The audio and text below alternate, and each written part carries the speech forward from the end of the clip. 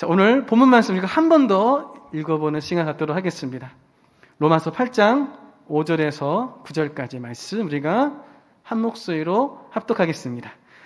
육신을 따르는 자는 육신의 일을, 영을 따르는 자는 영의 일을 생각하나니 육신의 생각은 사망이요 영의 생각은 생명과 평안이니라. 육신의 생각은 하나님과 원수되라니 이는 하나님의 법에 굴복하지 아니할 뿐 아니라 할 수도 없음이라. 육신에 있는 자들은 하나님을 기쁘시게 할 수 없느니라. 만일 너희 속에 하나님의 영이 거하시면 너희가 육신에 있지 아니하고 영에 있나니 누구든지 그리스도의 영이 없으면 그리스도의 사람이 아니라. 아멘. 저는 오늘 함께 읽은 본문 말씀 근거로 육신의 생각과 영의 생각이라는 제목을 함께 은혜를 나누고자 합니다. 한번 따라해 볼까요? 육신의 생각과 영의 생각. 한 번 더 해볼까요? 육신의 생각과 영의 생각. 네, 무더웠던 여름이 이제 태풍 흰남노를 기점으로 물러가고 이제 가을이 오고 추석 연휴가 시작되었습니다. 가족들과 함께 행복한 시간 잘 보내고 계시나요? 이제 연휴가 시작되었으니까 그 연휴 기간 동안에 우리가 함께 기도했던 것 같이 가족들이 함께 모여서 서로 불편한 얘기들이 오고 가는 시간이 아니라 서로에게 덕담이 오고 가고 또 믿지 않은 사람들이 믿음으로 또 신앙이 생기고 또 믿는 사람들이 더 하나 되고 화목하는 시간이 되었으면 좋겠습니다. 그 추석의 연휴 첫날을 하나님께 예배하기 오신 모든 분들 한 분 한 분을 환영하고 축복합니다. 지난 여름에 생각해보면 모처럼 코로나로 인해 거리두기가 이제 많이 풀리게 되었죠. 사회적으로도 그렇지만 무엇보다 교회에서도 여러 가지 사역들을 진행할 수 있는 시기가 되었습니다. 그 중에서 저희 청년대학부에서는 3년 만에 단기 선교를 다녀올 수 있었습니다. 지난 주일 청년부에서는 제주도, 광주, 창원으로 성도님들의 기도와 후원 덕분에 만 3년 만에 단기 선교를 다녀온 청년들이 이제 그 선교 보고 대회를 열었었습니다. 각 팀별로 선교 보고를 위해서 만든 동영상이 있었는데 이 전체 동영상의 길이가 꽤 길어요. 그래서 오늘은 좀 편집을 해가지고 한 5분 46초로 압축을 했습니다. 그래서 오늘 함께 또 동참해 주시고 기도해 주시는 성도님들께 그 선교 보고를 함께 좀 해보고자 합니다. 영상 같이 보도록 할게요.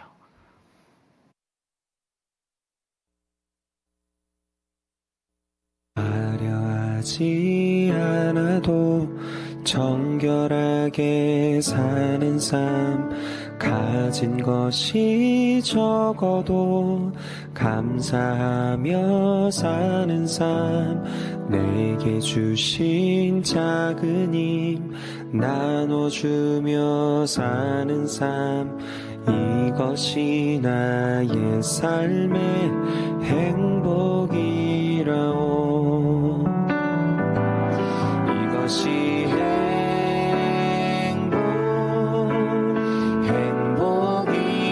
행복이라오. 세상은 알 수 없는 하나님 선물, 이것이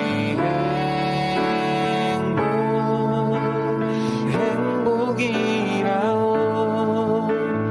하나님의 자녀로 살아가는 것, 이것이 행복이라오.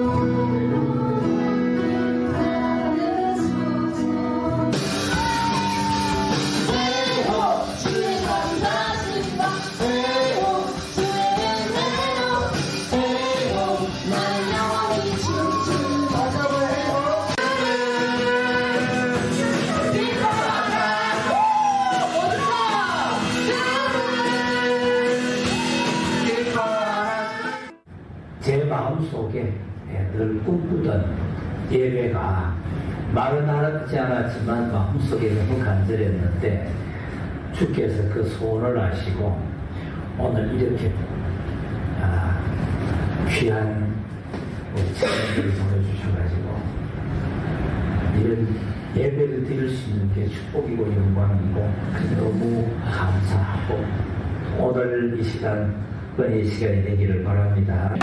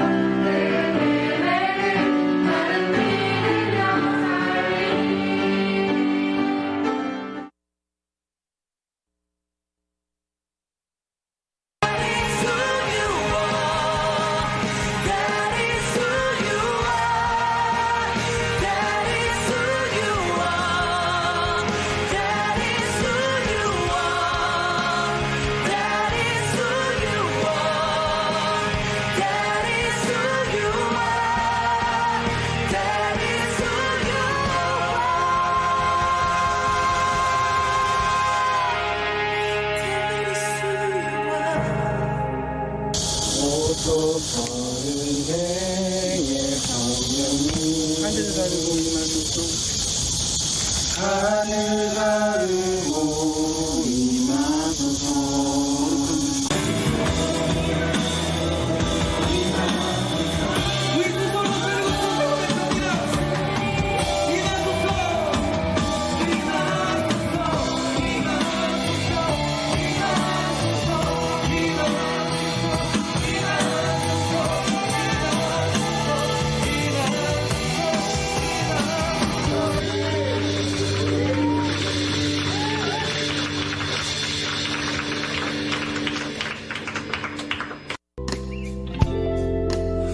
우리도 가진 모든 것을 나누며 살겠네. 우리에게 사랑이 더 부어질수록 우리를 통해 흘러가는 사랑도 더 커지기, 아버지의 사랑을 비추는 거울이 되어 세상 가운데 소망을 보여주는 사람이 되길.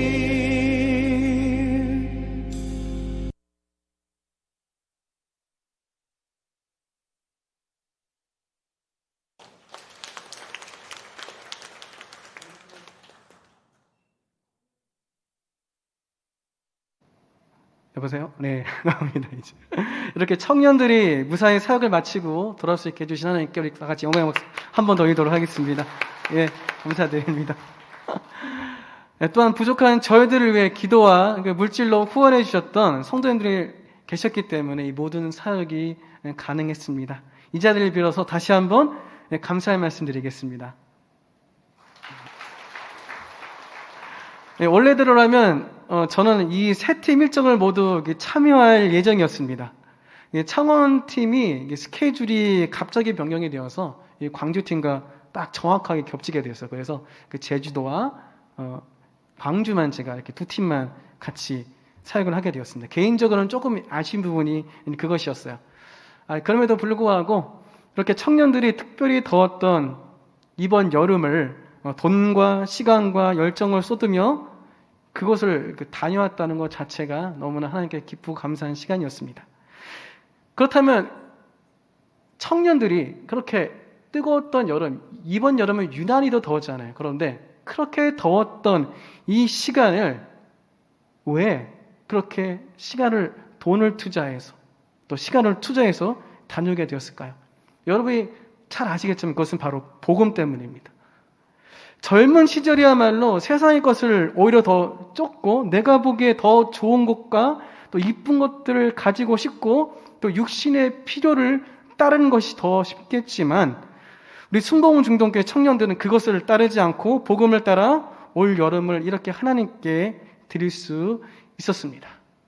세상을 쫓느냐, 복음을 쫓느냐, 육신의 일을 따라 육신의 생각을 따르느냐, 아니면 영의 일을 따라 영의 생각을 따르느냐.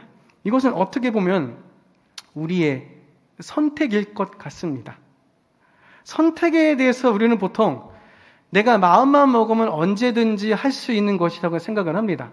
그런데 이것이 정말 내가 마음만 먹으면 언제든 할 수 있는 것일까요? 우리는 내일의 일을 모르며 살아가기에 어떻게 보면 초행길을 운전하는 운전자하고 똑같습니다. 이렇게 초행길을 운전하는 사람은 차를 빨리 운행하는 것보다 정확한 목적지에 도착하는 것이 더 중요합니다. 속도보다 중요한 것이 뭐죠? 방향의 설정입니다.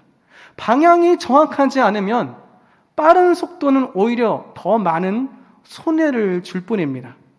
우리의 인생길 역시 빨리 성공하는 것이 중요한 것이 아니라 올바른 방향으로 가는 것이 중요하죠.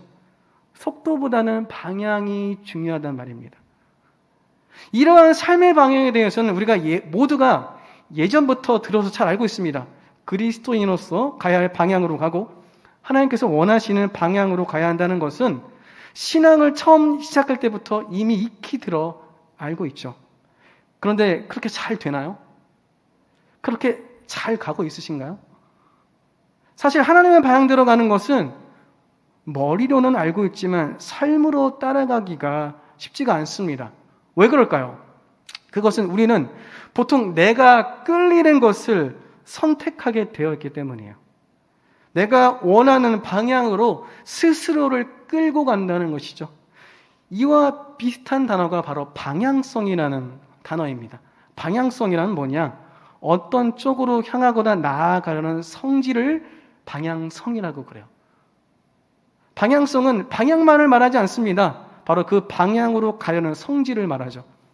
자석에서 N극과 S극이 서로를 향하고 끌리는 그 성질이 있죠. 이 성질을 이용해서 항상 북쪽만을 가리키는 무언가를 만들었어요. 그게 뭐죠? 나침반이죠. 나침반을 통해서 항해를 하거나 여행을 할 때 그것을 사용하고 있습니다. 마찬가지로 세상을 살아가는 우리에게도 어떤 방향으로 가고 싶어하는 성질이 있습니다. 잠언을 보면 이런 말씀이 있어요. 잠언 11장 27절 말씀. 선을 간절히 구하는 자는 은총을 얻으려니와 악을 더듬어 찾는 자에게는 악이 임하리라. 이 말씀은 선을 간절히 구하는 자가 있고 악을 더듬어 찾는 자가 있다는 내용입니다. 어떻게 보면 선은 간절히 구해야 찾을 수 있지만 악은 더듬기만 해도 찾을 수 있다는 말이기도 해요. 우리가 알고 있듯이 죄는 우리에게 말초적인 쾌락을 줍니다. 마치 마약과도 같죠. 하지만 그 쾌락은 오래가지 못하고 스스로에게 죄책감을 안겨줍니다. 하지만 죄를 지었을 때 느껴는 그 쾌락을 잊지 못해 우리는 습관적으로 이 악을 더듬어서 찾게 됩니다. 죄책감으로 인해서 그 악을 찾았다가 다시 옆으로 던져놔요. 하지만 그 쾌락을 잊지 못해 던진 그곳을 더듬어서 찾아서 다시 취합니다. 왜? 그 쾌락을 얻기 위해서. 더듬는다는 것은 의식적으로든 무의식적으로든 무언가를 찾기 위해 해야 하는 행동이에요. 악을 찾으면 안 되는 것을 알고 있지만 내 안에 방향성이 하나님이 아니라 내 욕심에 차 있고 영이 아니라 육신에 가깝기 때문에 자연스럽게 악을 찾게 된다는 말이죠. 이러한 방향성은 우리의 삶 속에도 나타납니다. 제가 여러분께 질문 하나 해보도록 하겠습니다. 이 질문은 제가 지난주에 청년부에서 동일하게 한 질문이기도 합니다. 여러분은 자신이 생각할 때 지금 잘 살고 있다고 생각하시나요? 직접적으로 대답하셔도 좋고 그냥 속으로 대답하셔도 좋습니다. 여러분 지금 잘 살고 계시나요? 네, 감사드립니다. 제가 드는 이 질문에 행복하게 잘 산다고 대답하시는 사람이 많으셨으면 좋겠습니다. 이 질문에 어떤 사람은 이렇게 답을 해요. 그럭저럭 삽니다. 어떤 사람은 또 이렇게 답을 합니다. 마지못해 삽니다. 심지어 어떤 사람은 이렇게도 말합니다. 죽지 못해 삽니다. 여기서 저는 여러분에게 한 가지를 더 물어볼게요. 여러분이 생각하는 잘 사는 것의 기준이 어떤 것인가요? 내가 생각하는 잘 산다의 개념이 정확해야 조금 전에 질문에 대해서 올바른 대답을 할 수 있지 않을까 생각합니다. 그리고 내가 정말 잘 살고 있는지도 실제로 가늠할 수도 있을 것입니다. 성경을 보면 예수님께서는 여러 가지 비유를 우리에게 말씀을 가르쳐 주시는데 그 중에서 한 가지 비유를 제가 잠깐 소개해드리도록 하겠습니다. 마태복음 22장 1절에서 10절 말씀. 예수께서 다시 비유로 대답하여 이르시되 천국은 마치 자기 아들을 위하여 혼인잔치를 베푼 어떤 임금과 같으니 그 종들을 보내어 그 청한 사람들을 혼인잔치에 오라 하였더니 오기를 싫어하거늘 다시 다른 종들을 보내어 이르되 청한 사람들에게 이르기를 내가 오찬을 준비하되 나의 소와 살찐 짐승을 잡고 모든 것을 갖추었으니 혼인잔치에 오소서 하라 하였더니 그들이 돌아보지도 않고 한 사람은 자기 밭으로 한 사람은 자기 사업하러 가고 그 남은 자들은 종들을 잡아 모욕하고 죽이니 임금이 노하여 군대를 보내어 그 살인한 자들을 진멸하고 그 동네를 불사르고 이에 종들에게 이르되 혼인잔치는 준비되었으나 청한 사람들은 합당하지 아니하니 내 거리 길에 가서 사람을 만나는 대로 혼인잔치에 청하여 오라 한데 종들이 길에 나가 악한 자나 선한 자나 만나는 대로 모두 데려오니 혼인잔치에 손님이 가득한지라. 이 비유를 보면 왕이 혼인잔치를 베풀고 사람들을 초대합니다. 여기서 주목할 점은 이미 초대한 사람들에게 다시 종을 보냈다는 것이죠. 이미 초청을 받기로 한 사람들을 다시 초청을 한 겁니다. 자, 준비가 되었으니 이제 오시기만 하면 됩니다. 그 청한 사람들을 혼인잔치에 오라고 했다는 거죠. 그런데 여기서 초대받은 사람들은 도저히 이해할 수 없는 반응을 보이기 시작합니다.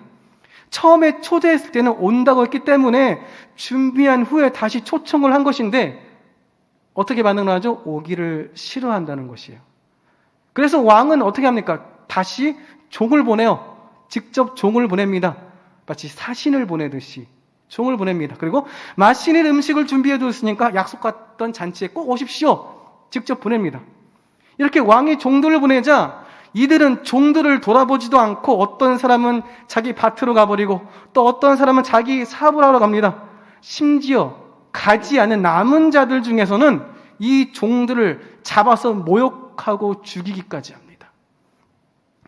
이에 왕은 크게 노하여서 종들을 살인한 자들과 그 동네를 불살라 버립니다.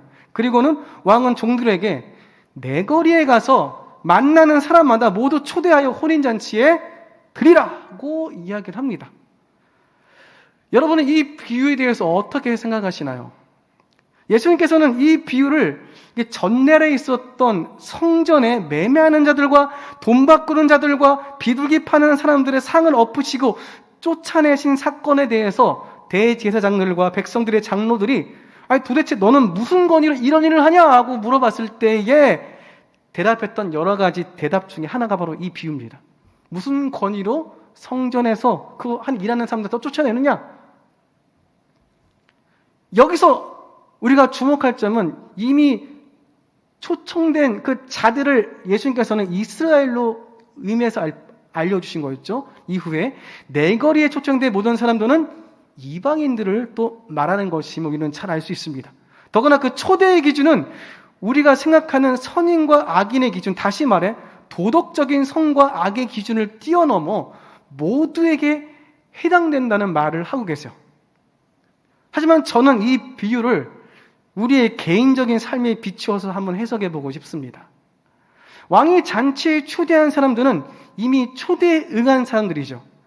마치 지금 우리가 예수님을 믿기로 마음 먹고 그리스도인으로 살아가며 각종 예배를 잘 지키며 있는 모습과도 똑같다고 할 수 있어요. 그런데 막상 왕이 이제는 진짜 시간을 내어서 몸을 움직여서 초대의 자리로 오라고 하자 사람들은 그 자리를 가기 싫어합니다.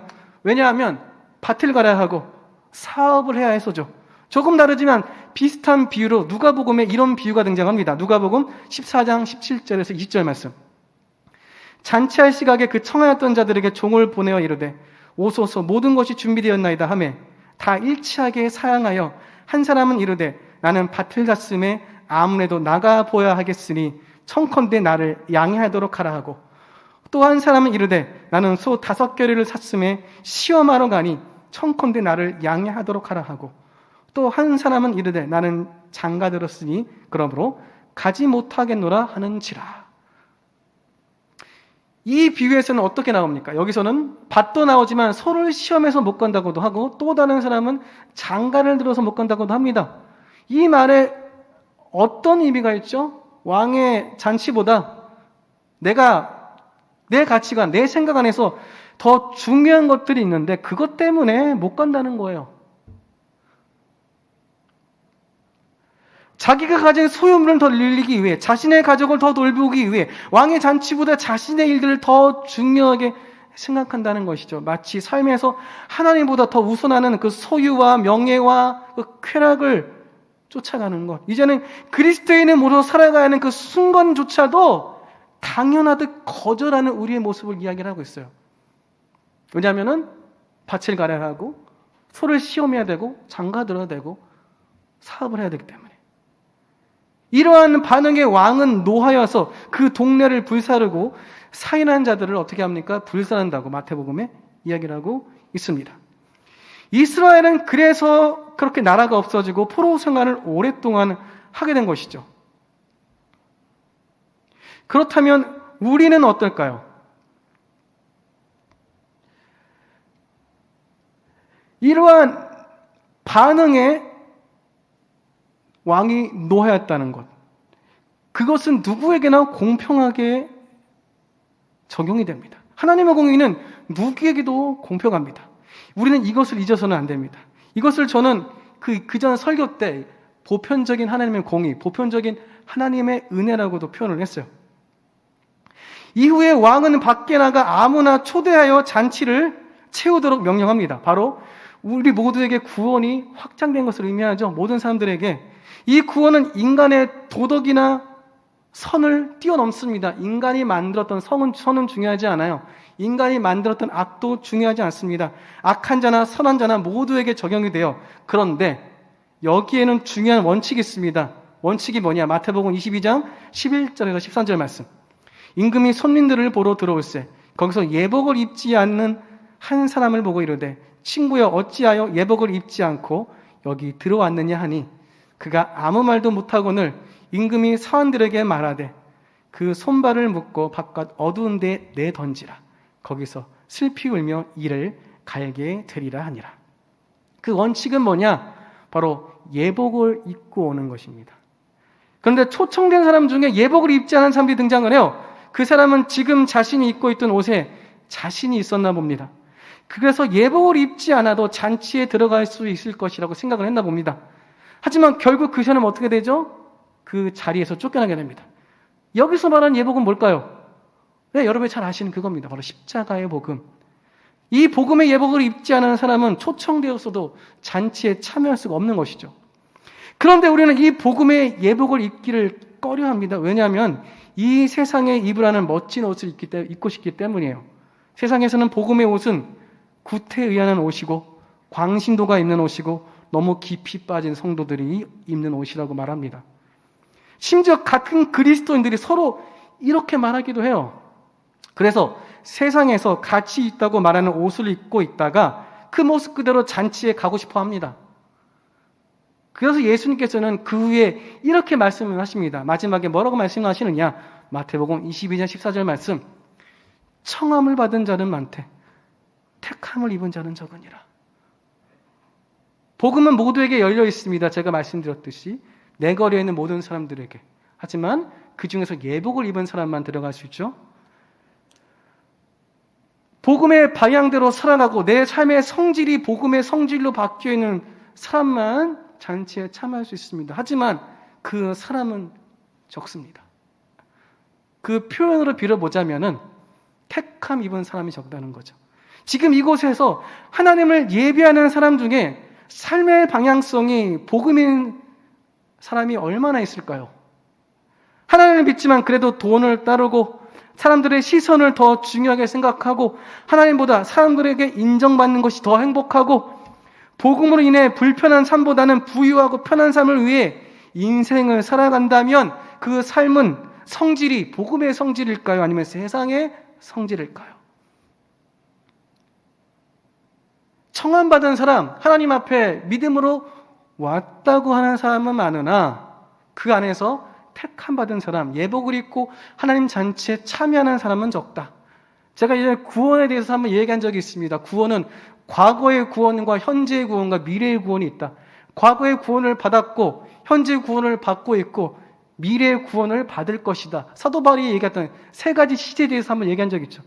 우리는 그 구원을 계속해서 뭘 해야 되죠? 이루어가야 된다고 사도 바울은 계속해서 우리에게 권면을 하고 있습니다. 그것이 바로 택함 받은 자는 적다. 그래서 오늘 로마서 보면 우리에게 이렇게 말합니다. 로마서 8장 5절에서 9절 말씀. 육신을 따르는 자는 육신의 일을, 영을 따르는 자는 영의 일을 생각하나니 육신의 생각은 사망이요 영의 생각은 생명과 평안이니라. 육신의 생각은 하나님과 원수가 되나니 이는 하나님의 법에 굴복하지 아니할 뿐 아니라 할 수도 없습니다. 육신에 있는 자들은 하나님을 기쁘시게 할 수 없느니라. 만일 너희 속에 하나님의 영이 거하시면 너희가 육신에 있지 아니하고 영에 있나니 누구든지 그리스도의 영이 없으면 그리스도의 사람이 아니라. 이런 이야기 많이 들어보셨죠? 내 안에 좋은 생각을 하는 하얀 개와 나쁜 생각을 하는 검은 개가 있어서 매일 둘이 싸우게 되는데 그렇다면 그 두 개 중에 과연 어떤 개가 이기게 될까요? 답은 뭐예요? 내가 먹이를 많이 주는 개가 이긴다는 거였죠. 더 많이 생각하고 더 많이 가치를 두는 개가 이긴다는 겁니다. 이것이 바로 그것을 향하려는 성질이죠. 내 안에 복음을 따르고 하나님을 따르는 성질이 없다면 우리는 영의 생각대로 살아갈 수 없습니다. 잠깐은 선택할 수 있어요. 몇 번은 복음을 향하여 선택할 수 있습니다. 하지만 내 삶의 성질이 그것이 아니라면 결국은 육신의 생각대로 살아가게 될 것입니다. 육신의 생각대로 내 안에 필요한 결핍을 채우고 내 삶에 요구되어지는 행복을 위한 조건들을 채우는 것으로 결국은 돌아가게 됩니다. 내 삶의 성질이 그것이라면. 그런데 중요한 것은 우리는 이것들이 채워져도 결국은 만족할 수 없도록 창조되었어요. 왜냐하면 사람들의 하나님의 그 큰 사랑을 이미 알고 있어서 그래서 그 사랑을 찾도록 창조되었기 때문입니다. 사도 바울이 신들을 많이 섬겼던 아덴 사람들에게, 지금으로 말하자면 아테네, 그리스 사람들에게 번사의 종교심이 많았다고 말했죠. 그리스에 신들이 많잖아요. 그리스 신화 보시면 많이 등장을 하죠. 그랬던 것처럼 인간은 어떤 것이 있어도 결국 만족하지 못하고 절대자를 찾도록 만들어져 있습니다. 만족은 소유가치, 즉 무엇을 가지고 무엇을 먹고 어디에 사느냐에 있는 것이 아니라 존재가치, 내가 어떤 존재이고 내가 어떤 사람이냐에 있습니다. 그리스도인 중에서 부자도 있고 가난한 자도 있습니다. 믿지 않는 자 중에서도 부자가 있고 가난한 자도 있습니다. 저는 이것을 조금 전에도 말씀드렸지만 하나님의 보편적인 은혜이자 보편적인 공이라고도 예전에 표현을 했습니다. 중요한 것은 하나님을 믿는다고 소유가치가 높아지는 것은 아닙니다. 하나님을 믿는다는 것은 우리의 존재가치가 높아진다는 것임을 잊지 마시길 부탁드리겠습니다. 우리가 잘 사는 것은 나를 만드신 하나님의 뜻대로 사는 것이 잘 사는 것이에요. 그것이 우리의 존재 목적이기 때문입니다. 우리의 삶의 방향성은 바로 여기에 있습니다. 우리가 육신의 생각을 따르지 않고 영의 생각을 따르기 위해서는 바로 이렇게 삶의 방향성을 정해야 한다는 것을 잊지 마시길 부탁드리겠습니다. 그 삶의 방향성을 살아가기 위해서 어떻게 되죠? 우리가 그것을 범사에 생각하고 그것을 계속해서 내 삶으로 실천해 가야 돼요. 하나님의 말씀을 묵상하고 주야로 묵상하고 자로나 우러나 치우치지 아니하고 그것을 계속해서 내 삶에 되뇌어야 됩니다. 그러지 않으면 우리의 성질이 바뀔 수가 없어요. 바로 이렇게 삶의 방향성을 하나님의 복음에 따라 살아가는 우리 모두가 되시길 주님의 이름으로 부탁드리겠습니다. 기도하겠습니다. 하나님, 말씀을 통하여서 육신의 생각과 영의 생각 그 가운데 우리가 어떤 생각으로 또 어떤 성질대로 살아가야 하나님의 뜻대로 살아가는 것임을 다시 한번 깨닫게 하심을 감사드립니다. 우리는 육신의 생각이 아니라 영의 생각대로 살아가야 하는 것을 이미 알고 있습니다. 하지만 육신의 생각대로 우리가 육신에 있는 자들이 하나님을 기쁘시게 할 수 없고, 육신의 생각은 하나님과 원수가 되는 걸 알고 있음에도 불구하고 우리 안에 하나님을 향하는 성질이 아니라 육신에 있는 것을 찾으려는 성질이 있다면 하나님을 절대로 기쁘시게 할 수 없고 또 하나님의 뜻대로 살 수도 없음을 다시 한번 알게 되었습니다. 이제는 내 삶의 성질을 하나님께로 향할 수 있도록 우리가 다시 한번 우리의 마음을 주 앞에 드리며 나아가도록 인도하여 주시옵소서. 이 추석을 맞이하여서 우리의 삶의 성질이 다시 한번 하나님께로 돌이켜 살아갈 수 있는 나와 또 우리 가족이 되도록 또 우리 공동체가 되도록 주님께서 인도하여 주시옵소서. 그렇게 우리 믿음의 고백 가운데 함께 하신 주께 감사드리며 모든 말씀 살아계신 예수님의 이름으로 기도드립니다. 아멘.